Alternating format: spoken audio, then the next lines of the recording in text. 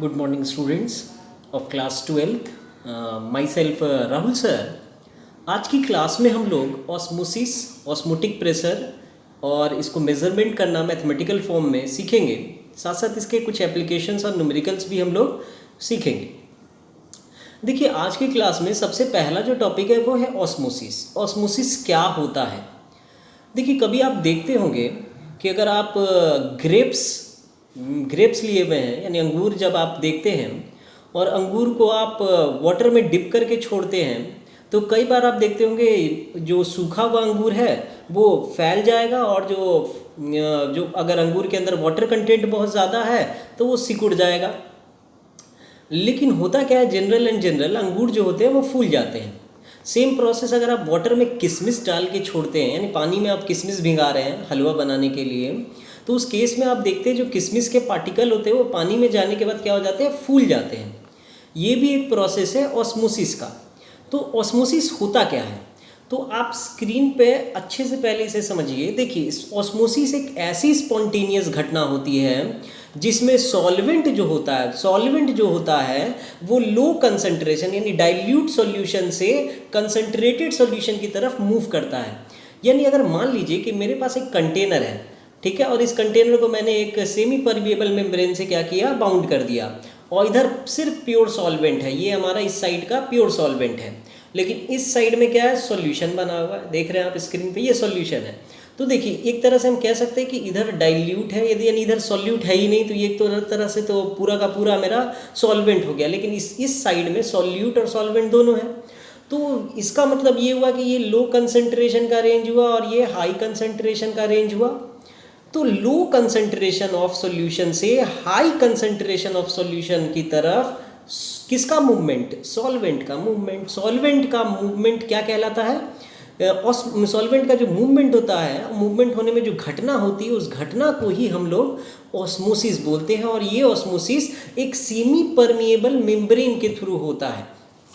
तो ओवरऑल हम अगर इसको डिफाइन करना चाहें तो हम इसे इस तरह से कह सकते हैं, द स्पॉन्टेनियस, आप स्क्रीन पे यहाँ से देख सकते हैं, the spontaneous flow of solvent into the solution from a dilute that is low concentration to a concentrated that is a high concentrated solution through a semi permeable membrane is known as osmosis.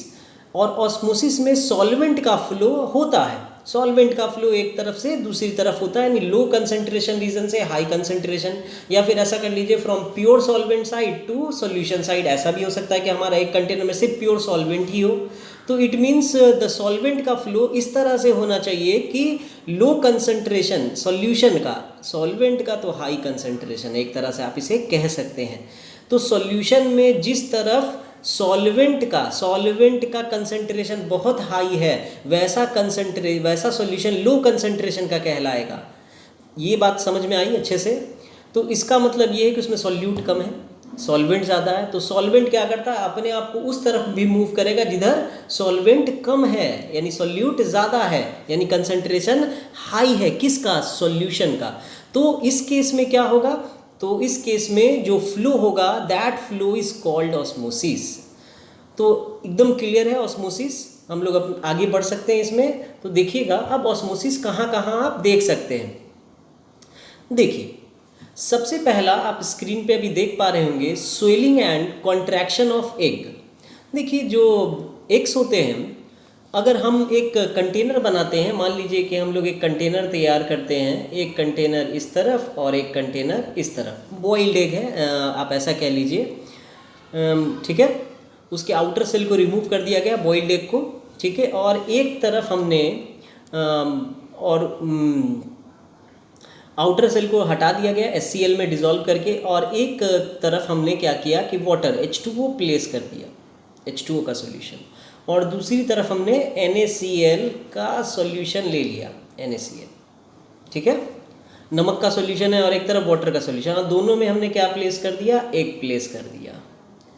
तो आप observe क्या करेंगे कि water वाले container में egg क्या होगा, swell कर जाएगा, ठीक है, यानी उसकी साइज़ क्या होगी, बढ़ जाएगी, ठीक है. इस केस में क्यों ऐसा हुआ होगा, क्योंकि वाटर मॉलिक्यूल क्या हुआ होगा, एग के मेम्ब्रेन को क्रॉस करके अंदर चला गया होगा. यानी इस समय वाटर का कंसंट्रेशन एक के बाहर ज़्यादा था और उसके अंदर कम था। तो यहाँ पर ऐसा हुआ कि वाटर मॉलिक्यूल एक के अंदर चले गए। लेकिन NaCl के सोडियम क्लोराइड के सॉल्यूशन में क्या होता है कि सोडियम क्लोराइड का कंसंट्रेटेड सॉल्यूशन जो हम लोगों ने बनाया था उसमें क्या हुआ, इसमें ठीक प्रोसेस उल्टा हुआ, इसमें एक का साइज श्रिंक कर गया। अब ये कैसे हुआ, तो इस बार क्या हुआ कि वाटर का अमाउंट एक के अंदर ज़्यादा था और NaCl के अंदर कम था। ठीक है, तो हुआ क्या कि एक के अंदर से जो वाटर मॉलिक्यूल थे वो बाहर आने लगे, जिस वजह से एक क्या हो गया, श्रिंक कर गया। तो ये दोनों प्रोसेस ऑस्मोसिस है। तो कई बार एग्जाम में ये भी क्वेश्चन आता है कि बताइए what happen to egg when it is placed in water. तो वाटर में जब इसे प्लेस करेंगे तो ये क्या हो जाएगा, स्वेल कर जाएगा और यहाँ पर मूवमेंट वाटर टू एग होगा, वाटर का मूवमेंट। लेकिन what happened when egg is placed in NaCl solution, तो एग जो हम लोग NaCl के सॉल्यूशन में प्लेस कर रहे हैं, इस केस में एक श्रिंक कर जाएगा। क्यों श्रिंक कर जाएगा, क्योंकि वाटर का movement inside the egg to NaCl solution में होगा। उम्मीद करेंगे आप आसानी से समझ गए हैं।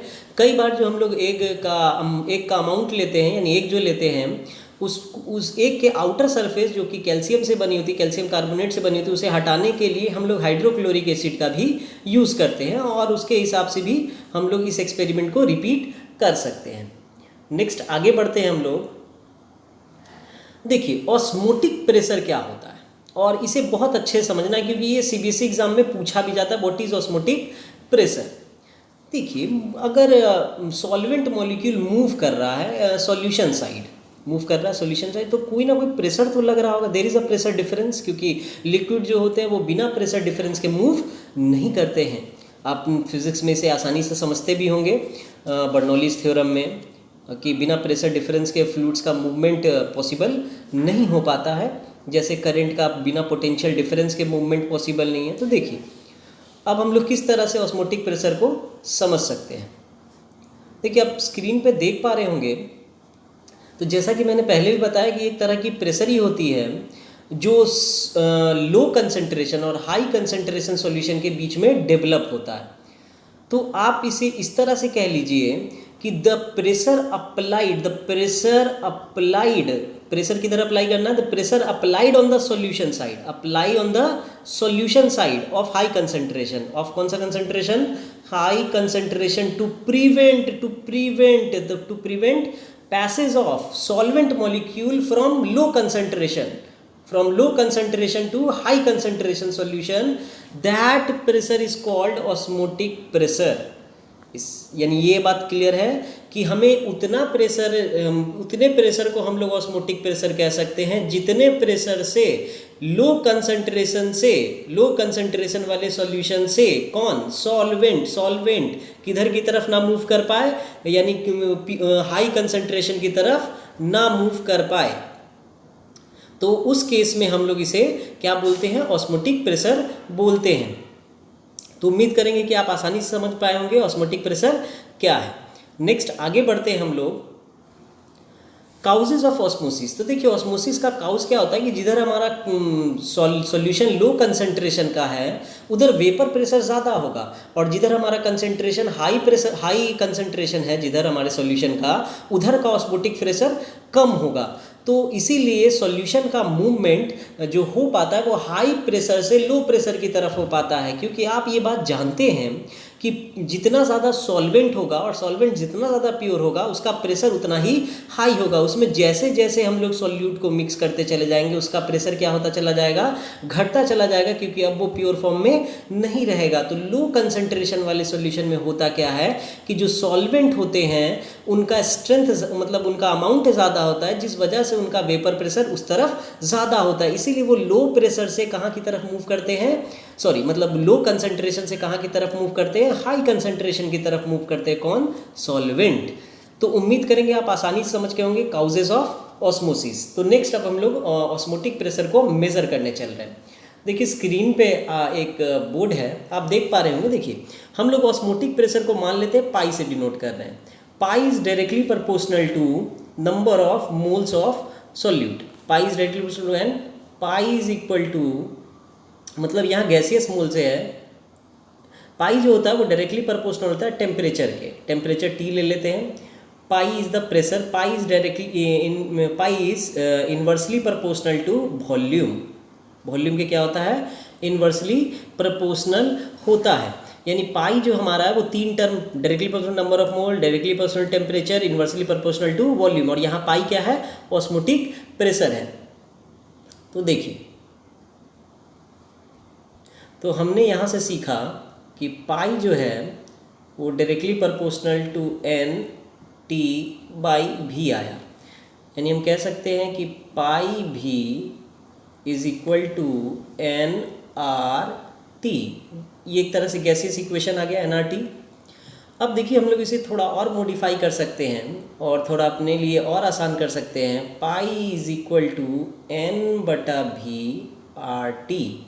Number of mole by volume can be written as concentration, pi is equal to C R T. C यहाँ पर मोलैरिटी है, मोलैरिटी। देखिए, बाकी 3 कोलिगेटिव प्रॉपर्टी जिसमें आपने पढ़ा, एक में तो मोल फ्रैक्शन था, relative lowering of vapour pressure का सवाल जब भी आप बनाते हो वहाँ मोल फ्रैक्शन यूज़ करते हो कंसंट्रेशन की जगह। एलिवेशन इन बॉइलिंग पॉइंट और डिप्रेशन इन फ्रीजिंग पॉइंट में आप मोलैलिटी यूज़ कर रहे थे, जबकि ऑस्मोटिक प्रेशर में आप क्या यूज़ करते हैं, मोलैरिटी यूज़ करते हैं। ये बहुत ध्यान रखने वाली बात है और इसका एडवांटेज भी है कुछ। तो नेक्स्ट आगे बढ़ते हैं हम लोग, तो हम लोग इसके क्या एडवांटेज ले सकते हैं इसे भी सीखते हैं। देखिए, आप देख पा रहे होंगे स्क्रीन पर, determination of molecular mass by osmotic pressure method.